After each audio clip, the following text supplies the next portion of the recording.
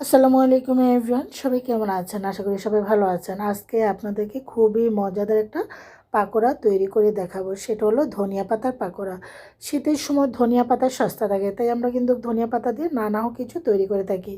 শীতের সময় যে কোনো সবজি খেতে যেরকম মজা সেরকম সস্তাও থাকে একটা সময় এসে। আজকে মজাদার এই ধনিয়া পাতার পাকোড়াটা করে দেখাচ্ছি। এখানে এক আটি ধনিয়া পাতা নিয়ে নিয়েছি, কেটে ধুয়ে পরিষ্কার। তবে ধনিয়া পাতা আমাদের শরীরের জন্য প্রচুর উপকার।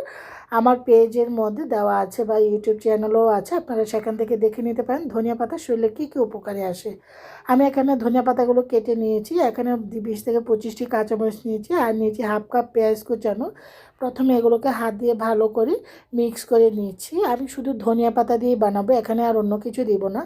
এখানে 1 চামচ হলুদের গুঁড়ো, 1 চামচ লাল মরিচের গুঁড়ো দিয়েছি, একটু ঝাল ঝাল করে বানাবো, স্বাদ অনুযায়ী লবণ, 1 চামচ আদা রসুন বাটা দিয়ে দিচ্ছি। এখানে আটাটা বাইন্ডিংয়ের জন্য, আটাটা সবার বাসায় থাকে দেখে আমি আটাটা দিয়েছি। এখানে টোটাল হাফ কাপ আটা ইউজ করেছি, তবে আটাটা বা ময়দা বেসন এগুলো কম দিবেন। বেশি দিলে এটা বেশিক্ষণ মুচমুচে রেখে খেতে পারবেন না, কারণ মুচমুচে যদি পাকোড়া না হয় খেতে ভালো লাগে না। তবে এটা আমার কাছে আমার ওপিনিয়ন। পাকোড়া জিনিসটা এমন হওয়া উচিত সেটা যেন ভিতরে সফট থাকে, উপরে ক্রিস্পি থাকে। এই যে আমার প্রত্যেকটা জিনিস কিন্তু মাখানো হয়ে গেছে, দেখতে পাচ্ছেন। এমনভাবে কিন্তু বাইন্ডিংয়ের জন্য জিনিসগুলো দেবেন যেন ধনিয়া পাতাটা দেখা যায়। এই যে ঠিক এভাবে করে ধনিয়া পাতার পাকোড়াগুলো বানিয়ে নেব। আপনারা এইভাবেও বানাতে পারেন। আমি এখানে 2 চামচ তেল দিচ্ছি। তেল আমাদের শরীরের জন্য প্রচুর হেল্পফুল। এখানে ক্যালসিয়ামের কাজ করে। দুধের পরিবর্তে আপনারা যদি প্রতিদিন 1 চামচ বা 2 চামচ তেল খেতে পারেন শরীরের জন্য, কিন্তু সেটা দুধ খাওয়াটা ফিল আপ করে দেয়। আপনার দুধ না খেলেও, আমরা যেরকম দুধ বাজারে তো আসলে কিনতে কমই পাওয়া যায় শহরে, তিলটা কিন্তু দুধের সেই ইয়েটা পূরণ করে দেয়। আমি এভাবে করে পাকোড়াগুলো বানিয়ে নিচ্ছি। তিলটা দিচ্ছি, অনেকে কিন্তু তিল খেতে চান না, এভাবে পাকোড়া দিলে কিন্তু ছোটো বড় সবাই খেয়ে ফেলবে। ফ্রাইং প্যানে আগে থেকে তেলটা বসিয়ে রেখেছি চুলায়, আমি এক এক করে পাকোড়াগুলো দিচ্ছি। তবে আমি বড় আকারে বানাচ্ছি না, আমি এবড়ো থেবড়ো করে বানাচ্ছি। পাকোড়া জিনিসটা আসলে যেরকম হয়ে থাকে, শীতের সময় সন্ধ্যায় কিন্তু লোভনীয় পাকোড়া খেতে এত মজা। আমার বাসায় আসলে আমার বাচ্চারা সবসময় পাকোড়া জিনিসটা ওরা সব খুবই পছন্দ করে। এটা সেজন্য আমি আসলে যে কোনো ধরনেরই পাকোড়াটা একটু বেশি বানিয়ে থাকি। হয়তো আমার চ্যানেলে আপনারা দেখবেন মিষ্টি খাবারটা একটু কম, আমি মিষ্টি খাবারটা একটু কমই বানিয়ে থাকি। মিষ্টি জিনিসটা আমাদের শরীরের জন্য কিন্তু কেমন তো অনেক ক্ষতিকর হয়ে থাকে।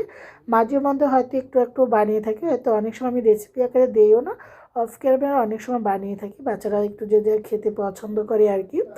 তা আমি পাকোড়াগুলোকে সব একটু নেড়ে চেড়ে দিচ্ছি, একটা কাঠ দিয়ে চিকন একটা শিক যেন কোনো গায়ে কোনটা লেগে না থাকে। তারপরে এভাবে করে উল্টে পাল্টে যে দেখুন দিচ্ছি, আস্তে আস্তে করে কিন্তু আমার পাকোড়াগুলো হয়ে আসছে। এভাবে করে এই যে নেড়ে চেড়ে উল্টিয়ে দিচ্ছি। পাকোড়াগুলো কিন্তু খুব সুন্দর কালার অলরেডি চলে এসেছে।